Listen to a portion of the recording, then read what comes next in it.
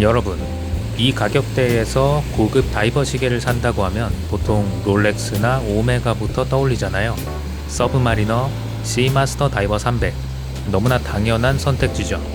그런데 이 시계를 구입한 사람이라면, 그리고 구입을 고려 중인 사람이라면 아마 돈이 모자라서 롤렉스 오메가 대신 브라이틀링을 선택하지는 않을 겁니다. 특히 시마스터 다이버하고는 포지션과 가격대가 완전히 겹치죠. 그러니까 오늘의 질문은 이겁니다. 럭셔리 다이버 워치에서 롤렉스 오메가 대신 브라이틀링을 사도 만족할 수 있을까? 오늘 보여드릴 시계는 작년 하반기 출시한 브라이틀링 슈퍼오션 헤리티지 B31 블랙 42mm입니다. 결론부터 살짝 말씀드리면 이 시계는 모두에게 추천할 수 있는 가장 안전한 선택은 아니었습니다. 그런데요, 취향만 맞는다면 오히려 더 강하게 끌릴 수도 있겠다는 생각이 들었고, 비교적 부족한 브랜드 인지도에도 불구하고 상품성이 밀리지 않는다고 느꼈습니다.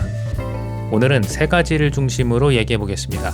첫 번째, 브라이틀링을 선택해도 후회하지 않을까? 두 번째, 신형 슈퍼오션 헤리티지는 이전 세대와 뭐가 달라졌을까?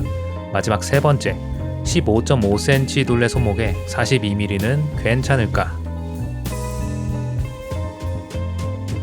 고급 다이버 시계라는 카테고리에서 롤렉스와 오메가는 너무 강합니다. 서브마리너는 그냥 다이버 시계의 상징 같은 존재죠. 시계를 잘 모르는 사람도 롤렉스는 알고 좋은 시계 샀다는 걸 설명하기도 쉽습니다. 오메가 시마스터 다이버 300도 굉장히 강한 선택입니다. 인지도 좋고 기술적인 이미지도 있고요. 007 제임스 본드의 시계라는 이미지도 있습니다. 저도 시마스터를 차봤을 때 확실히 완성도가 높은 시계라고 느꼈습니다. 그런데 브라이틀링은 조금 달라요. 브라이틀링은 롤렉스 오메가처럼 모두가 바로 알아보는 브랜드가 아닙니다.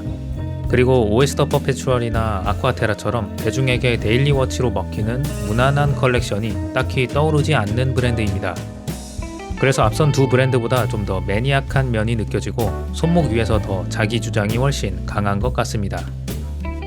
특히나 슈퍼오션 헤리티지는 조용히 숨어있는 시계가 아닙니다. 그보다는 이거 비싼 시계야 라고 말하는 쪽에 가깝습니다.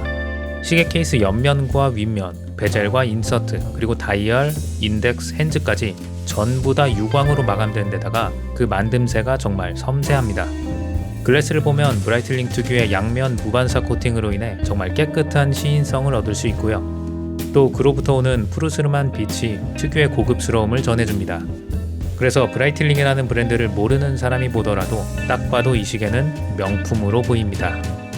즉, 슈퍼오션 헤리티지는 로고를 통해 남들에게 알아봐주길 기대할 수 있는 시계는 아니지만 시계 자체가 가지는 그 고급스러운 피지컬 하나만으로 충분히 럭셔리함을 느끼고 또 뽐낼 수 있는 시계입니다. 브랜드로 과시하고 싶지는 않지만 동시에 실질적인 럭셔리함은 즐기고 싶은 그런 분들에게는 충분히 매력적인 선택지입니다. 제가 느끼기에 시계가 주는 인상도 앞선 두 다이버 워치와는 조금 다릅니다. 바닷가를 한번 상상해 보겠습니다. 세 남자가 있는데 시마스터를 찬 남자는 바다에서 다이빙을 하고 있을 것 같고요. 서브마리너를 찬 남자는 요트를 운전하고 있을 것 같습니다. 그리고 이 슈오해를 찬 남자는 진짜로 물을 맞지는 않을 것 같아요. 그보다는 근처 해변에서 모히또를 마시고 있을 것 같은 툴워치보다는 좀 더 일상과 잘 어울릴 것 같은 느낌입니다. 실제로 브라이틀링 홈페이지에서도 이 슈퍼오션 헤리티지를 단순히 수중 탐사를 위한 도구가 아니라 그 여정 속에서도 스타일리시함을 잃지 않는 워치라 하고 있습니다. 이번 신형 모델에서 가장 먼저 눈에 들어오는 변화는 러그 쪽입니다. 이전까지는 메쉬 브레이슬릿이나 러버 스트랩이 케이스와 만나는 곳에 빈 공간이 보였습니다. 그런데 B31 모델은 그 빈 공간이 깔끔하게 채워졌습니다. 이 공간이 꼭 채워져야지만 고급 시계이거나 예쁜 건 아닙니다만 이거 하나만으로 인상이 꽤 많이 바뀌었습니다. 신형 모델을 출시하며 디자인에 신선함을 주는 포인트인 것 같아서 저는 이 채워진 스트랩 쪽에 점수를 더 주고 싶습니다. 모양을 비교해 보시면 핸즈와 인덱스도 조금씩 다듬어졌고 글래스의 느낌도 더 확실한 돔 글래스로 보입니다. 6시 방향 슈퍼오션이라는 글씨는 흘림체 폰트로 되어 있고요. 거기에 돔 글래스와 12시 인덱스 디자인 역시 확실히 좀 더 빈티지함을 주는 요소인 것 같아서 모델 이름에 헤리티지가 들어간다는 점과 매칭이 느껴집니다. 그런데 제가 봤을 때 이번 신형 모델의 가장 큰 변화는 따로 있습니다. 바로 두께입니다. 이 신형 모델의 경우 42mm 기준 두께가 12.03mm입니다. 기존 42mm 슈퍼오션 헤리티지 B20의 두께가 14.35mm였던 걸 생각하면 무려 2mm도 넘게 얇아졌는데요. 심지어 글래스까지 도명으로 바뀌며 베젤과 케이스 부분이 얇아진 것까지 생각하면 체감상 완전히 새로운 시계라고 느껴질 만큼 두께가 얇아졌습니다. 이 얇은 두께가 고급스러운 디자인 그리고 퀄리티와 시너지를 내는데 여기에 기존 튜더 케니시 무브먼트에서 새로 바꾼 매뉴팩처 무브먼트를 시스루백으로 볼 수 있다는 것까지 더해집니다. 그로 인해 눈으로 보이는 고급스러움도 굉장하고요. 가벼워진 무게로 느껴지는 실제 착용감 역시 상당히 좋았습니다.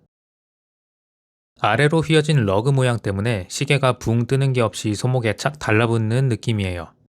예전 슈오의 2를 한마디로 요약했을 때 터프하고 묵직한 상남자의 시계 같은 느낌이었다면 이번 슈오의 3는 브라이틀링다운 화려함은 여전히 남기면서도 두껍고 둔한 느낌만 많이 줄였습니다.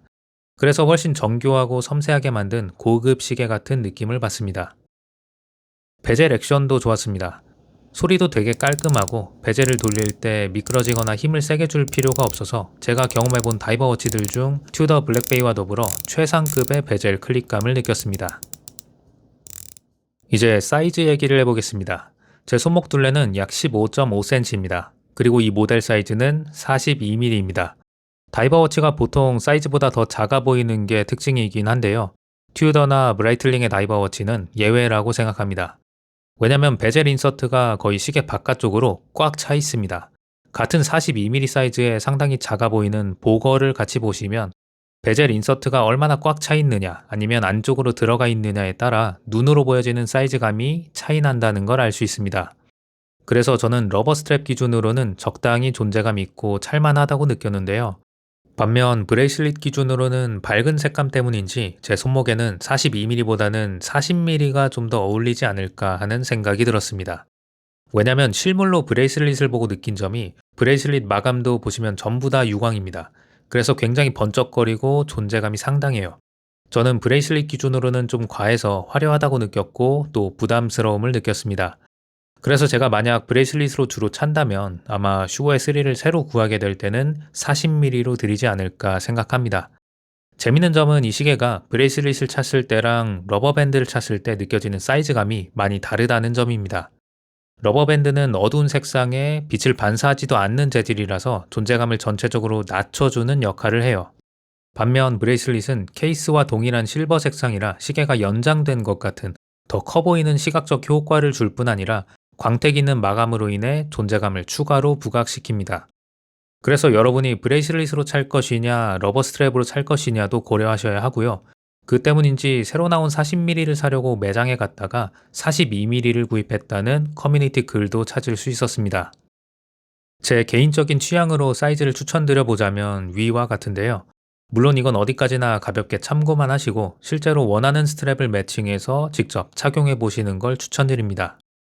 물론 작은 시계를 선호하는 애호가 분들도 계실 텐데 그분들은 당연히 제 추천이 궁금하진 않으실 테고 손목 둘레에 관계없이 36mm나 40mm를 선택하실 것 같습니다. 이제 처음 질문으로 돌아가 보겠습니다. 롤렉스 오메가 말고 브라이틀링을 사면 만족할까요? 제 답은 이렇습니다. 안전한 선택을 원하면 롤렉스나 오메가가 더 맞을 수 있습니다. 누구나 아는 명품 브랜드를 갖는다는 건 확실히 그만의 강렬한 매력이 있기 때문입니다. 그런데 브라이틀링은 조금 다른 만족이 있습니다.